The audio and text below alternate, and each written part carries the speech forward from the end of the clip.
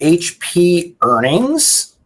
Daniel, we can move to Chiron here. So this quarter was really, yeah, no, I appreciate that. This quarter was really about EPS, printer growth, and PC profitability.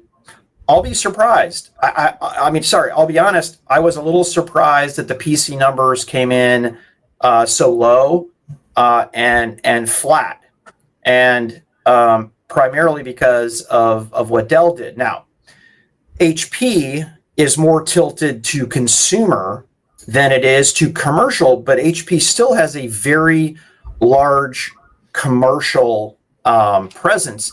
And on a percentage basis, HP underperformed Dell in commercial on percentage.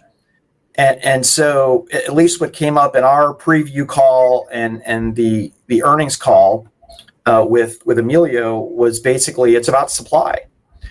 And essentially that they have a full quarter of backlog out there, which is extraordinary. And a typical backlog in a normal pre-COVID state is about 2 weeks. And I can't help but to think, Daniel, like, when there was HP, which was data center plus client, there are a lot of people saying, how will HP and HPE deal with the supply chain? Because their supply chain is going to be a lot smaller.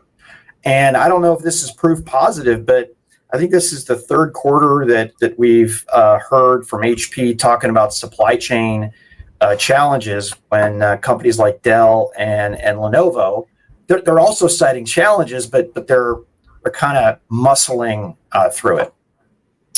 Yeah, it is interesting, Pat, because based upon Enrique's comments that we were able to kind of hear from him. By the way, sorry, I said Emilio. My mistake.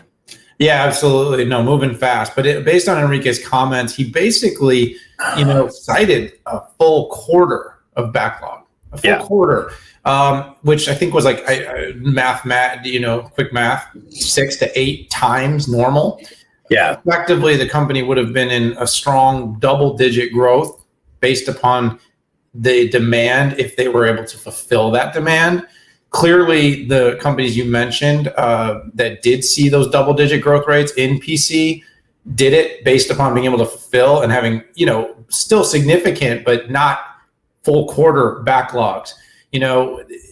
So there is definitely a bit of an inward look here on supply chain. Is the company doing everything possible? I mean, the volume, Pat, you're still talking about a company that's doing, more than 15 billion in revenue, right. So you're not, maybe they're not as big as the combined company, but this is not a small operation.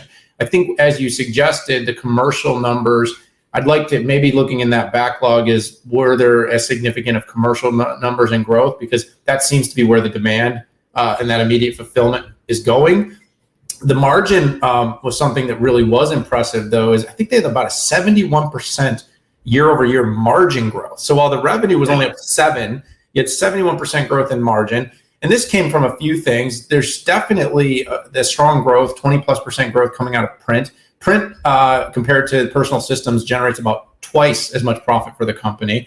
And if you heard, I believe 10 million subscribers now to the company's print as a service business. So, every company that's in hardware right now is trying to figure out how to innovate, how to do, whether it's, AAR services, recurring revenue, ARR services, cloud services. Well, HP is putting print out there as a service and is doing extremely well, delivering huge volume. And these are much more profitable businesses, which, when you're able to put a lot of cash to the bottom line, you're able to make changes. So any supply chain changes required will be more robust because of all this cash made available. Not to mention, the company seems to have a firm belief that it's undervalued because it's paying a dividend on a quarterly basis, but it also made massive, I believe it was like 50 million shares of stock repurchased in the last quarter. So there's a very significant reinvestment in the company.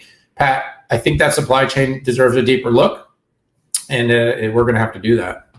Yeah, and by the way, I just want to reinforce, on the profit side, they did great. I mean, PC EBT was up 52%, print EBT was up 78%, and they did, phenomenal. By the way, I looked up the commercial number. Commercial PCs were off 1%, where I think Dell was in the 30%, 30% growth.